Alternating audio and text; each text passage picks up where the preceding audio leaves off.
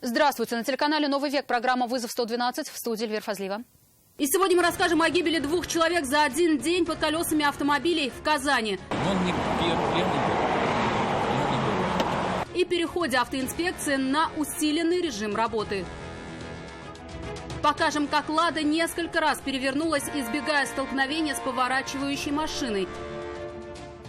А также приговор мужчине, обвиняемому в жестоком убийстве женщины на улице Краснококшайская в Казани. Откровенный мошенник, да еще и оскорбляет, на лоха жизнь плоха. Вот такие слова я только слышал. Нападавший забил ее молотком по голове. Это и не только. Прямо сейчас.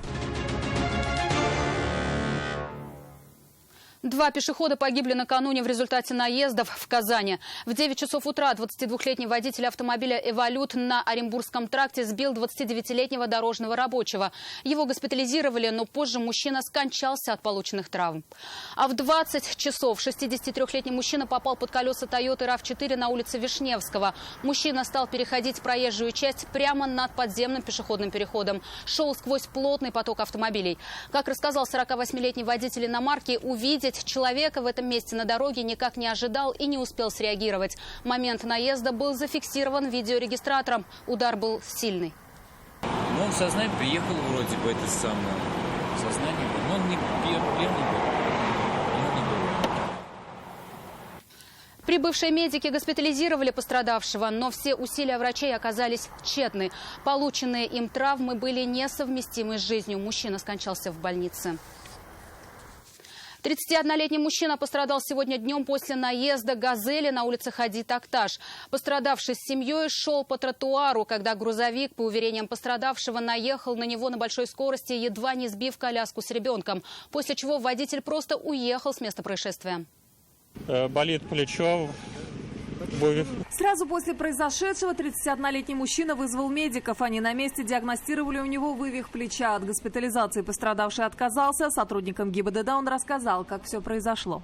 Здесь с женой шли по тротуару и неслась «Газель». То есть жена с ребенком успели отпрыгнуть, я нет, он, получается, меня задел. Предполагаемый виновник едва не наехал на коляску с ребенком. Лишь чудом ее мама успела уйти с пути несущегося автомобиля. Со слов пострадавшего, скорость, с которой ехал водитель «Газели», была не меньше 50 км в час. И это несмотря на то, что он ехал по тротуару. Сразу после произошедшего водитель скрылся с места ДТП.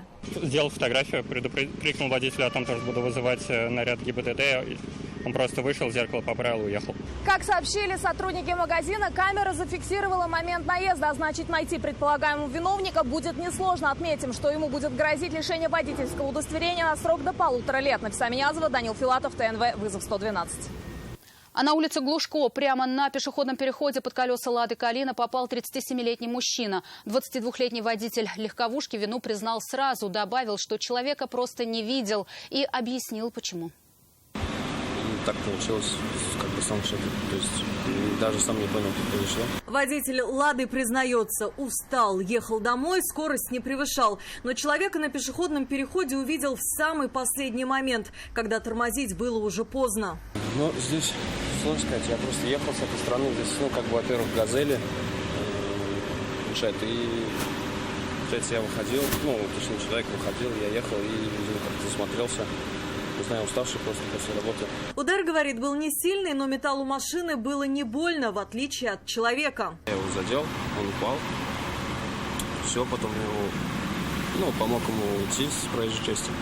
Все нормально, мы дошли, здесь уже сели. Мужчина, говорит, особо ни на что не жаловался, но врачи все равно настояли на госпитализации. И после оказания помощи его отпустили из больницы на амбулаторное лечение. Алия Хайрудинова, Игорь Романов, вызов 112. В связи с увеличением числа наездов на пешеходов с 14 по 24 августа автоинспекция переходит на усиленный режим работы. Сотрудники ГИБДД будут уделять повышенное внимание правилам перехода дороги, происшествиям с участием вело- и мототранспорта и пресечению фактов управления транспортом в состоянии опьянения. Всего за 7 месяцев этого года в Казани в 796 ДТП 19 человек погибли, из них 14 пешеходы. А за 10 дней августа на дорогах города погибли 3 пешехода, 17 получили ранения. «Лада Гранта» перевернулась сегодня на улице Химической. Момент аварии попал в объектив видеорегистратора автомобиля, водитель которого, не убедившись в безопасности маневра, стал поворачивать налево. В это время его обгоняла «Лада Гранта». На записи видно, как водитель отечественного автомобиля уходит от столкновения с владельцем регистратора, теряет контроль над машиной, врезается в столб. К слову, он спас припаркованные на стоянке автомобили. После столкновения с мачтой освещения «Ладу» откинула обратно на дорогу, где машина сделала несколько кульбитов и приземлилась на колеса. Водитель жив и даже не пострадал, он отделался испугом. Автомобилю предстоит значительный ремонт. 75-летний водитель Hyundai Creta пострадал в столкновении с Мерседесом. Авария произошла на пересечении проспекта Ямашева и улицы Мусина. Всем было понятно, что один из водителей проехал на красный свет, но вину никто из них не признал. Он летел оттуда на красный. У 75-летнего Нагима Шайдулина стаж вождения более 50 лет. Говорит, за полвека это первая серьезная авария. Мужчина рассказал, за рулем Hyundai Creta ехал по улице Мусина. На пересечении с проспектом Ямашева выехал на разрешающий сигнал светофора. Успел проехать половину перекрестка, когда прямо перед ним появился Мерседес. Я начал переезжать вот сюда. Вот до сюда доехал и с той стороны. Как вы себя чувствуете? Слава богу. От сильного удара сработали подушки безопасности. Но, несмотря на это, мужчина получил травму руки. Для пострадавшего пенсионера вызвали медиков. Ему оказали помощь на месте. От госпитализации мужчина отказался. Водитель Мерседеса свою вину признавать не спешил. Но при этом и не смог объяснить, на какой сигнал светофора выехал на перекресток. Не на завершающую. На зеленой? Посмотрим, выясним. В салоне Hyundai был установлен видеорегистратор. На месте посмотреть запись не удалось, но пострадавший уверен, она зафиксировала момент столкновения. Говорит, к моменту разбора аварии в ГИБДД эту запись из видеорегистратора он извлечет. Иван Сарафанов, Нафиса Минязова, Данил Филатов. Вызов 112. Сегодня в Кировском суде Казани вынесли приговор депутату из Мариэл, которого обвиняли в убийстве в начале года на улице Краснококшайская 36-летней сотрудницы одной из финансовых организаций. Он рассказал суду о мотивах преступления. Напомним, 26 января вечером женщина возвращалась с работы домой. Тогда на нее из-за угла напал мужчина и несколько раз со всей силы ударил металлическим предметом по голове. Все происходило прямо перед объективом камеры видеонаблюдения. Пострадавшая от полученных травм скончалась в больнице. Подозреваемого по горячим следам задержать не удалось, но вскоре полицейские вышли на след 54-летнего Вадима Захарова. Откровенный мошенник, да еще и оскорбляет, но лоха жизнь плоха. Вот такие слова я только слышал. От вас ничего не заработало. Это ее слова, точные слова. Мотивом убийства, исходя из слов Вадима Захарова, еще действующего депутата одного из сельских поселений Мариэл, по сути, стала обида. На допросе в суде признался, собирались с супругой купить старшему сыну квартиру. Обратились в кредитную организацию, сотрудница которой за вознаграждение в 100 тысяч рублей обещала им помочь с выдачей кредита. Эти деньги он взял в долг у матери, рассчитывая отдать после получения займа. Кредитная организация, как он выразился, их кинула. В кредите им отказали, 100 тысяч возвращать никто не собирался. Поэтому вечером 26 января пошел мстить. Я и объяснял это, но при охране. Они слушают, хихикают, слова заговаривают.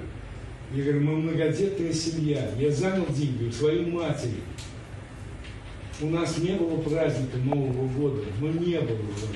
Ведь детям не мог купить подарки. Это сын сидит. Не мог купить торта 2,5 килограмма. Я это все объяснял. Ей наплевать. Это кучка мошенников. Тогда он решил припугнуть 36-летнюю сотрудницу, которая передавал деньги. Ждал свою жертву за углом у самой тропинки. Камера видеонаблюдения зафиксировала, как мужчина достает из пакета предмет, похожий на молоток, и нападает на женщину. Он бил ее по голове, пострадавшая пыталась закрыться руками, но это не помогло. Ее, лежащую в луже крови, увидели прохожие. Когда приехали медики, она была еще жива, но врачи оказались бессильны. Нападавший тем временем убежал, сел в «Шкоду» и скрылся. В машине за углом его ждал сын. Он по делу проходит свидетелем. По горячим следам задержать никого не удалось. Но вскоре подозрения в убийстве пали на 54-летнего Вадима Захарова. На утро он ушел в школу, опять снизу вылезли. Я уже стала звонить. Звонят недоступны. Каждый день он плачет, каждый день. У погибшей сотрудницы кредитной организации остался 12-летний сын. Сейчас он живет с бабушкой и до сих пор не верит в то, что маму больше не увидит. Потерпевшей по делу признана мать погибшей. Она рассказала, дочь у нее была одна, и она никогда не сможет простить того, кто лишил ее жизни. Сегодня прошли прения сторон. Гособвинители запросили для обвиняемого 9 лет реального лишения свободы. Продолжается исследование по номер 3. Суд посчитал вину Вадима Захарова доказанной и приговорил его к 8 годам лишения свободы в колонии строгого режима. Приговор в законную силу пока не вступил. Радик Фархулин, Нафиса Минязова, Алмаз Зиадинов. Вызов 112. Это все, о чем успели вам рассказать. В студии была Эльвира Фазлиева. До встречи и не бросайте вызов судьбе. Вдруг она его примет.